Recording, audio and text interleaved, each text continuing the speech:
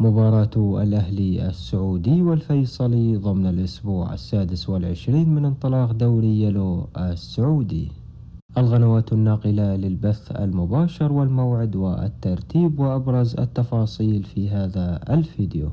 تمكن نادي الأهلي السعودي من الفوز على الفيصلي في مباراة الذهاب بهدفين لهدف، ويتصدر نادي الأهلي دوري يلو برصيد 58 نقطة في المركز الأول، بينما يأتي نادي الفيصلي بالمركز الخامس ضمن الترتيب.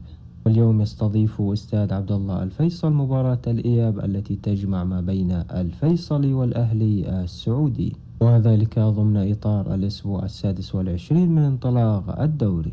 تقام هذه المباراة اليوم السبت الموافق ل15 من أبريل 2023 بتمام الساعة 10 مساء بتوقيت مكة المكرمة. المباراة منقولة بث مباشر على قناة السعودية الرياضية الأولى.